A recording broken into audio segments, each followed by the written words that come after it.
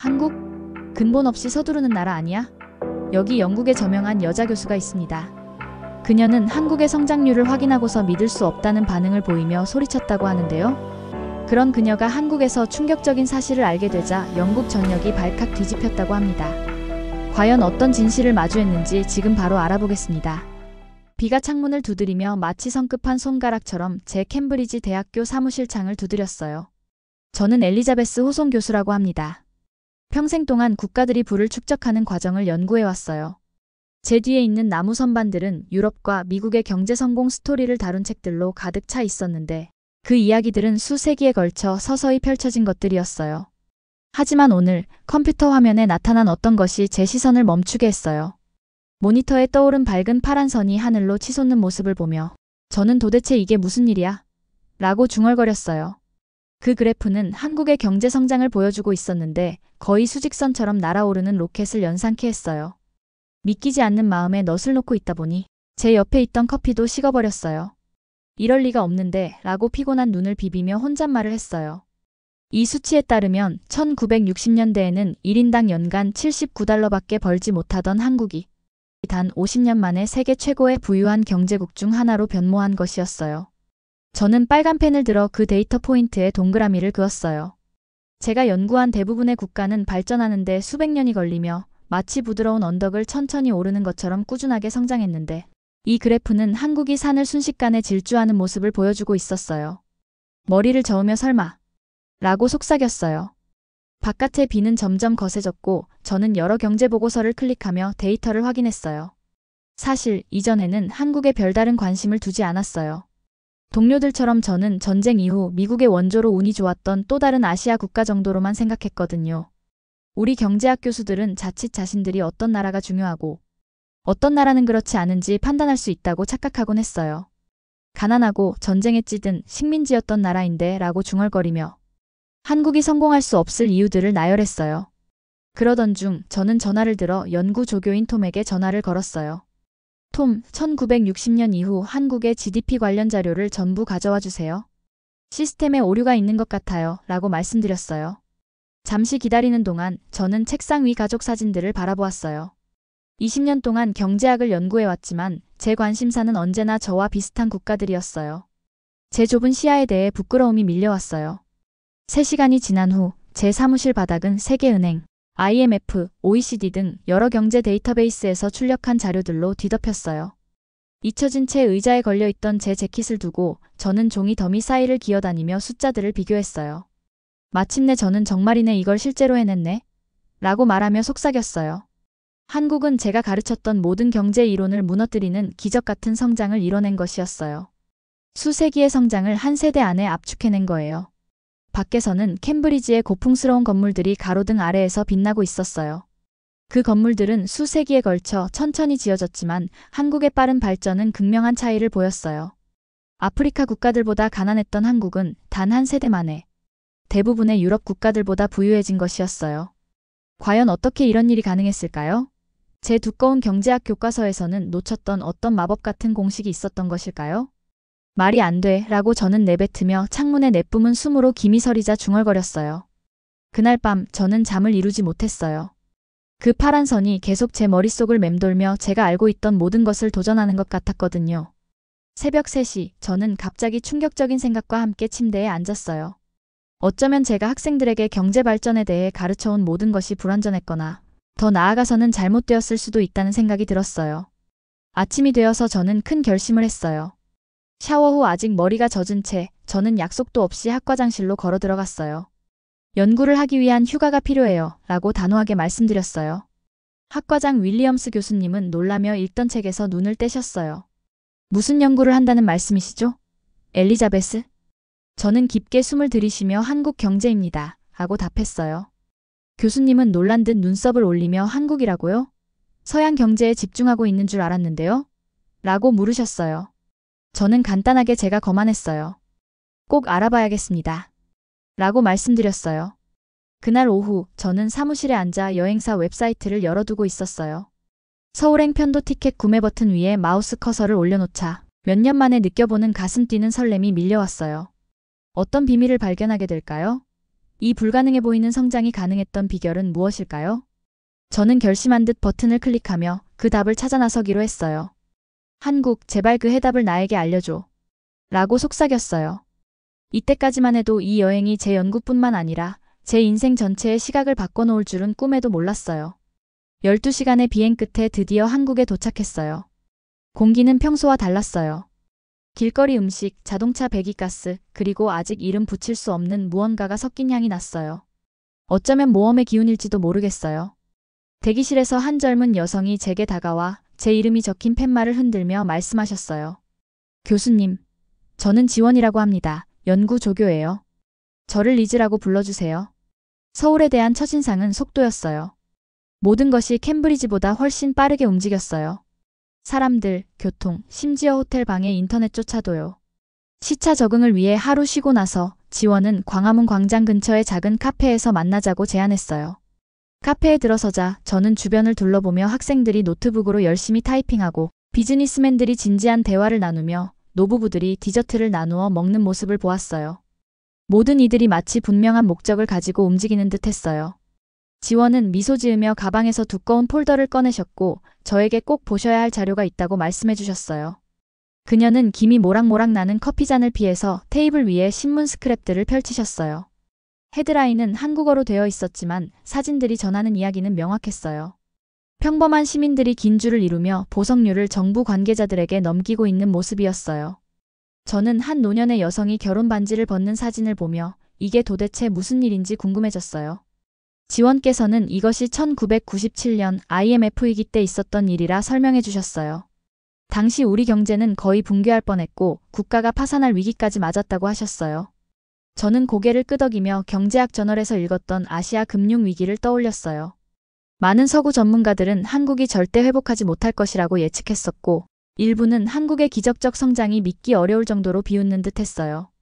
저는 의아해하며 정부가 국민들의 금을 가져간 건가요? 라고 물었어요. 지원의 눈이 커지더니 아니에요. 국민들이 자발적으로 기증한 거예요. 아무도 강요하지 않았어요. 라고 단호하게 말씀해 주셨어요. 저는 커피를 거의 쏟을 뻔하며 뭐라고요? 왜 그런 거죠? 라고 다시 물었어요. 지원께서는 우리나라를 구하기 위해서였어요. 라고 답해 주셨어요. 지원의 설명에 따르면 주부, 사업가, 연예인, 심지어 아이들까지 다양한 계층의 사람들이 외채 상환을 돕기 위해 금, 보석, 메달, 갑오 등을 자발적으로 기증하셨다고 해요. 저는 여전히 의문을 품었고 그들이 모은 금액이 얼마인지 궁금해했어요. 지원께서는 227톤, 약 22억 달러라고 설명해 주셨어요. 저는 이 상황을 곱씹으며 의자에 몸을 기댔어요. 영국에서는 정부가 개인의 소중한 보물을 포기하라는 제안만 해도 사람들이 거리에서 폭동을 일으킬 정도였어요. 이 생각 자체가 마치 소설에서나 나올 법한 현실과 동떨어진 이야기처럼 느껴졌어요. 그러나 왜 그런 선택을 했는지 진심으로 의아해하며 다시 한번 곱씹었어요. 지원께서는 잠시 생각하신 후 커피를 저으시며 우리가 개인보다 한국인으로서의 정체성을 더 우선시한다는 점을 말씀해 주셨어요.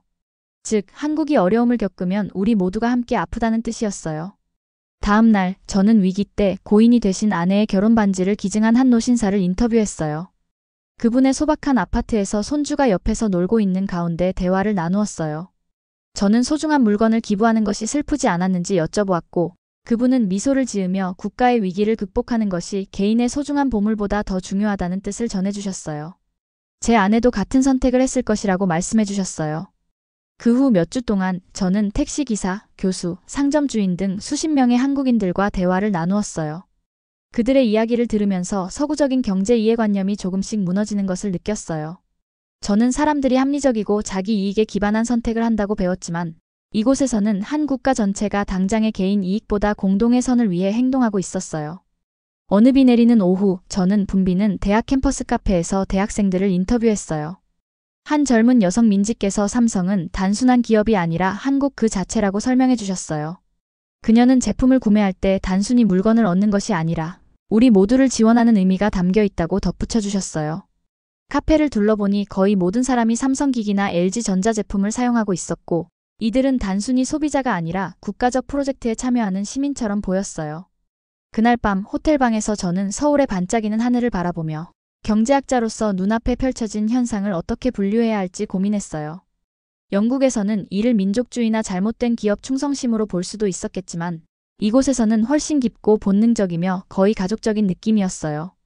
저는 노트북을 열고 생각보다 빠르게 메모를 작성하기 시작했어요.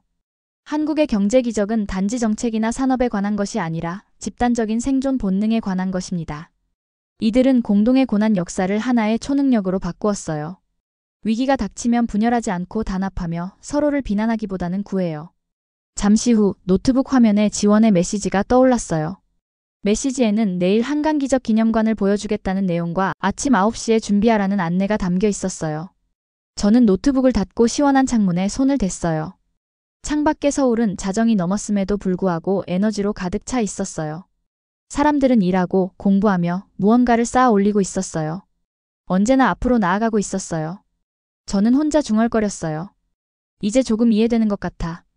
통계적 이상현상을 반박하려고 도착한 회의적인 교수였던 제가 예상치 못한 감정, 바로 감탄을 느끼기 시작했어요. 빨리빨리 라는 말씀이 서울 곳곳에서 들렸어요. 택시기사들이 보행자들에게 더 빨리 건너라고 외치고 웨이터들이 테이블 사이를 재빠르게 오가며 비즈니스맨들이 시계를 수시로 확인하는 소리 속에 이 말씀이 울려 퍼졌어요. 연구 여행을 시작한 지 2주가 지난 후 저는 드디어 지원님께 이 말의 의미를 여쭤보았어요. 지원님께서는 웃으며 빨리빨리는 그저 빨리 행동하라는 의미예요. 그게 저희가 사는 방식이죠. 라고 말씀해 주셨어요. 오늘 아침 저는 서울 외곽 1시간 거리에 있는 삼성 공장을 방문했어요. 그 공장은 작은 도시처럼 펼쳐져 있었고 파란 회사 유니폼을 입은 노동자들이 출입문을 향해 한 줄로 들어서고 있었어요. 안내를 해주신 박 씨는 너무 빨리 걸으셔서 긴 다리에도 불구하고 제가 따라가기 힘들 정도였어요. 저는 숨을 헐떡이며 죄송해요. 이 속도에 익숙하지 않아서요. 라고 말씀드렸어요. 그러자 박 씨는 속도를 늦추지 않고 웃으며 이게 한국인의 보통 속도예요. 라고 답해 주셨어요. 공장 내부에서는 조립 라인이 에너지 넘치게 돌아가고 있었어요. 저는 노트에 무심코 메모하며 노동자분들은 보통 몇 시간 정도 일하시나요? 라고 여쭤보았어요. 박 씨께서는 대부분 하루에 약 10시간 정도 일해요. 큰 프로젝트가 있을 때는 더 길게 일하기도 하죠. 라고 자연스럽게 말씀하셨어요. 저는 펜을 거의 떨어뜨릴 뻔하며 매일 10시간이요? 라고 되물었어요. 박 씨께서는 아무렇지도 않게 고개를 끄덕이며 2000년대 초반 OECD 자료에 따르면 연간 평균 2500시간 정도 일했다고 해요. 라고 말씀해 주셨어요. 저는 잠시 계산해 보았는데 이는 영국 노동자들보다 거의 800시간이나 더 많은 시간이었어요. 연간 거의 20주에 해당하는 시간이더라고요. 그러나 박 씨께서는 시간만 중요한 게 아니에요. 결정의 속도도 중요하죠. 라고 덧붙이시며 연구개발화 &D라고 적힌 문을 열어주셨어요. 유리벽으로 된 회의실 안에서는 엔지니어들이 디자인 스케치를 두고 열띤 토론을 벌이고 있었어요. 한 사람이 요점을 말하면 다른 이들이 고개를 끄덕이며 단 몇 분 만에 결정이 내려졌어요. 위원회나 끝없는 심해 없이 말이에요. 박 씨께서는 유럽에서는 이 회의가 몇 주나 걸리겠죠. 라고 말씀하셨어요. 저는 대학 시절 몇 달씩 끌리던 위원회 회의를 떠올리며 이곳에서는 거의 즉각적으로 결정이 내려지는 모습에 감탄했어요. 시간을 낭비할 수는 없어요. 만약 우리가 느리다면 다른 나라에 뒤처질 테니까요. 라고 박 씨께서 말씀하신 덕분에 저는 한국 사회 전체가 위기에 맞서 얼마나 신속하게 대응하는지를 체감할 수 있었어요. 그날 오후 저는 평택에 위치한 거대한 미군 기지를 방문했어요. 제 관심사는 한국의 군사 구조였는데 모든 것이 체계적으로 정리되어 있는 모습을 보고 궁금증이 생겼기 때문이에요. 제게 시간을 내주신 제임스 톰슨 장군께 저는 한국의 어떤 점이 가장 인상 깊으셨나요? 라고 여쭤보았어요. 장군께서는 의자에 기대어 한국인의 전투력이 가장 인상적이에요. 모든 한국 남성이 군사훈련을 받고 위기가 오면 수백만 명을 단기간에 동원할 수 있거든요. 라고 단호하게 말씀하셨어요. 제가 다른 나라들과는 어떻게 다른가요? 라고 질문하자 장군께서는 비교할 수 없어요. 대부분의 국가는 인구의 약 1% 정도만이 전문 군인인 반면 여기서는 필요할 때 국가의 대부분이 군대 역할을 하는 거예요. 라고 답해 주셨어요. 기지를 떠나면서 저는 머리가 복잡해졌어요. 한국은 단순히 업무 효율만 뛰어난 것이 아니라 사회 전체가 위협에 맞서 놀라운 속도와 단합력으로 대응하도록 설계된 듯 했어요. 3일 후 저는 지원님께 초대를 받아 서울 월드컵 경기장에서 열린 국가대표 축구 경기를 관람했어요. 영국에서 수많은 축구 경기를 봐왔지만 이곳과는 완전히 달랐어요. 경기장은 빨간색의 물결이었어요. 붉은 악마라 불리는 팬들이 여기저기 흩어져 있는 것이 아니라 다 같이 모여서 한 사람처럼 응원했어요. 한국 대표팀이 등장하자 관중들은 완벽하게 맞춰진 응원가를 외치며 열광했어요. 저는 수천 명의 팬들이 한 몸처럼 움직이며 응원 리드의 신호에 맞춰 색과 소리의 파도를 만들어내는 모습을 보며 경탄했어요. 영국에서는 팬들이 각자 제멋대로 응원하는 경우가 많았는데 이곳은 마치 6만 개의 세포가 하나의 유기체처럼 움직이는 모습을 보는 것 같았어요. 그날 밤 호텔방에서 저는 연구 노트를 둘러싸고 앉아 있었어요. 노트북에는 부서장님께 보낼 반쯤 작성된 이메일이 열려 있었지만 전통적인 경제 용어로는 제 발견한 바를 설명하기 부족하다는 생각이 들었어요. 이번 경험은 단순히 GDP 성장이나 산업 정책에 관한 문제가 아니라 오랜 침략, 식민지 지배, 그리고 고난의 역사를 통해 단련된 집단적 본능에서 비롯된 것 같았어요. 위기가 닥치면 분열하지 않고 모두가 하나로 단합한다는 생존을 위한 깊은 본능 말이에요. 아이러니하게도 한국을 가난하게 만들 법한 전쟁, 점령, 분단의 역사가 오히려 가장 큰 강점으로 변모한 것이었어요. 경제학자였던 제가 당연하게 여겼던 불리한 조건들이 오히려 한국인들에게는 초능력과도 같은 힘이 되어준 거예요. 제가 시계를 보니 새벽 1시 30분이었어요. 창밖으로는 여전히 서울의 불빛이 끊임없이 반짝이고 있었고 사무실 건물들에서는 불이 켜져 있었으며 늦은 밤에도 학생들이 스터디 카페를 메웠어요. 도시는 결코 잠들지 않는 듯 했어요. 결국 저는 혼잣말로 빨리빨리라고 중얼거리며 그 의미를 온전히 이해하게 되었어요. 제 노트북에 단 한 문장을 적었는데 이것이 나중에 제가 가장 유명한 논문의 주제가 되었답니다. 한국은 역경을 이겨내고 성공한 것이 아니라 역경 발판 삼아 성공한 것이다. 제 사무실 벽에 걸린 태극기가 열린 창문으로 불어오는 바람에 살짝 흔들렸어요. 한국에서 3개월을 보내고 캠브리지로 돌아온 지금 모든 것은 똑같아 보였지만 제 마음속은 완전히 달라졌어요. 선반은 여전히 같은 책들로 채워져 있었고 책상은 여전히 서류들로 어질러져 있었지만 저는 분명 변해 있었어요. 창문을 두드리는 빗소리는 익숙한 캠브리지의 사운드 트랙 같았어요. 아침차 한 잔을 마시며 제 컴퓨터 화면을 바라보았는데 거의 완성된 제 연구 논문이 반짝이며 저를 응시하고 있었어요. 그때 문이 열리며 누군가 외쳤어요. 엘리자베스, 돌아오셨네요. 학과장 윌리엄스 교수님께서 노크도 없이 들어오셨는데 마치 돌아온 탐험가인 저를 반갑게 맞이하시는 듯한 눈빛으로 반겼어요. 교수님께서는 한국은 어땠어요? 뭔가 흥미로운 걸 찾으셨나요? 라고 물으셨죠. 저는 헛웃음을 하며 제가 알고 있던 모든 것이 틀렸어요. 라고 대답했어요. 교수님의 눈썹이 치켜 올라졌어요. 당신 같은 분이 그런 말을 하시다니 정말 놀랍네요. 저는 모니터를 교수님 쪽으로 돌렸어요. 화면에는 처음 제 시선을 사로잡았던 수직의 파란 선이 아닌 제가 새로 제작한 시각화 자료가 떴어요. 이 그래프는 위기 상황에서의 집단 행동 측정치와 함께 여러 국가의 경제 성장 패턴을 보여주고 있었어요. 저는 포인터로 한국의 위치가 다른 나라들보다 훨씬 높은 점을 가리키며 한국은 성공할 수 없는 구조였어요. 전쟁, 식민지 경험, 경제 위기, 열악한 지리 등 모든 조건이 불리했으니까요. 라고 말씀드렸어요. 이어 저는 슬라이드를 넘기며 금 모으기 운동, 삼성공장, 빨간 옷을 입은 경기장 관중들의 사진을 보여드렸어요. 제 손은 설레는 기분에 약간 떨렸어요. 그런데도 한국은 성공했어요. 미국의 원조나 일본식 인프라, 우리가 가르쳐온 그 어떤 이론도 상관없이 말이죠. 교수님께서는 진지한 눈빛으로 그렇다면 이유가 뭘까요? 라고 여쭤보셨어요. 저는 깊게 숨을 들이쉬며 대답했어요. 어려움이 그들을 갈라놓지 못했어요. 오히려 그 어려움이 그들을 단합시켰거든요. 1시간 동안 저는 교수님께 한국인들이 집단적 생존 본능을 어떻게 경제력으로 전환했는지, 공유된 트라우마가 어떻게 강점이 되었는지를 설명드렸어요. 또한 빨리빨리 문화가 단순히 열심히 일하는 것을 넘어 번개처럼 빠른 결정을 내리는 문화임을 강조했어요. 서구에서는 경제학을 개인주의의 기반에 발전시켜요. 우리는 내게 이득이 되는 것은 무엇인가요? 라고 묻지만 한국인들은 우리에게 이득이 되는 것은 무엇인가요? 라고 묻습니다. 라고 설명드렸어요. 교수님께서는 깊이 고민하시더니 마침내 이건 우리의 교과서 내용을 완전히 거부하는군요. 라고 조용히 말씀하셨어요. 저는 고개를 끄덕이며 알고 있습니다. 라고 답했어요. 교수님께서는 학과에서는 이걸 좋아하지 않을 겁니다. 특히 홈즈와 젠킨스 교수님들은 전통적 발전 이론에 기반해 경력을 쌓으셨으니까요. 라고 경고하셨어요. 저는 제 결심을 되새기며 저는 친구를 사귀러 온 것이 아니라 진실을 찾으러 온 거예요. 라고 단호하게 말씀드렸어요. 2주 후 저는 만원으로 가득 찬 강의실 앞에 서 있었어요. 앞자리를 채운 동료 교수님들께서는 여전히 회의적인 표정을 짓고 계셨고 그 뒤에는 학생들, 언론인들, 그리고 지원님이 초대한 몇몇 한국 대사관 직원들도 앉아 계셨어요. 저는 손바닥이 땀으로 축축해진 채 첫 슬라이드를 클릭했어요. 그때 화면에 익숙한 수직의 파란 선이 나타났어요. 제 연구 여정은 바로 여기서 의심 속에서 시작되었고 발표 역시 그 흐름을 잇게 되었어요. 3개월 전만 해도 이 그래프가 오류라고 생각했었습니다. 저는 차분하게 발표를 진행하며 증거, 통계, 그리고 제 연구에서 나온 이야기들을 하나씩 보여드렸어요.